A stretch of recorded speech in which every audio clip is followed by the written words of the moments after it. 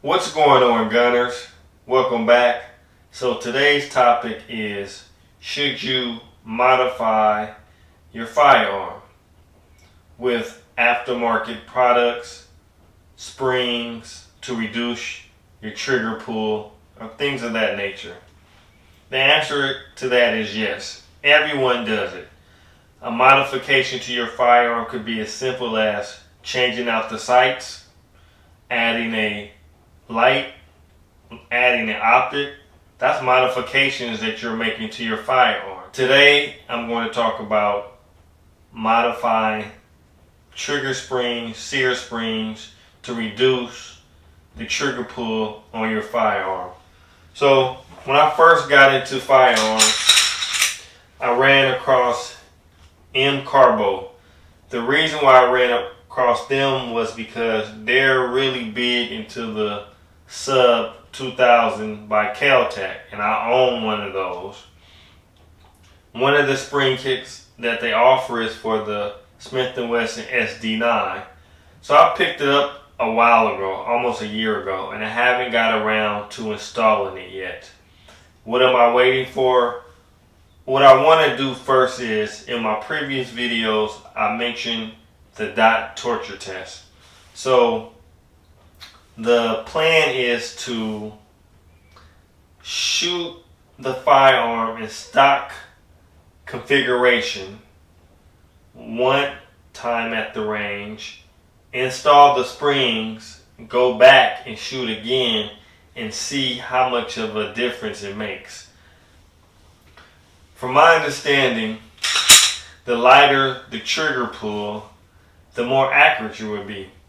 So that's why I want to take the firearm to the range, shoot it in stock configuration, go back and try it with the springs installed to see how much better my aim is.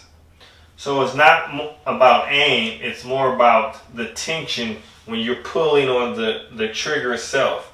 So the lighter it is, the less effort you have to put into pulling the trigger. The more the trigger pull is, or the higher the percentage of the trigger pull is, the more tension you're putting in your hands to pull the trigger. So when you're shooting, you want to have a firm grip on the gun, number one. Number two, you want to have a smooth trigger pull. And the lighter the trigger pull is, the smoother it'll be. The less tension you have to put on it. So, to answer questions, is it a good idea to modify your firearm trigger pull to have it be reduced? I'm going to say yes and no.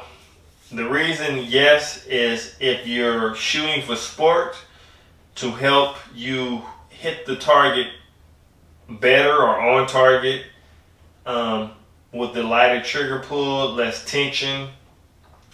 The reason why I say no is if you're using it for self-defense, there's a slight possibility that because it's not the manufactured springs in the firearm, that you might have a malfunction when you need the gun to function correctly because you're using it for self-defense.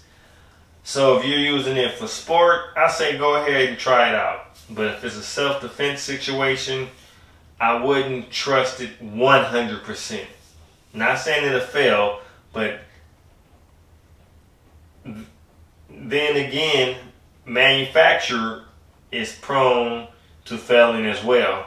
So it's almost like you're taking your chances. If you're using it for self-defense, why would you want to manipulate or modify the internals of the firearm, and when you need it most, it malfunctions? And there's a slight side of me that says for people, older people, people with arthritis, women, it might be beneficial for them to go ahead and change the springs to have a lighter trigger pull if they're carrying for self-defense.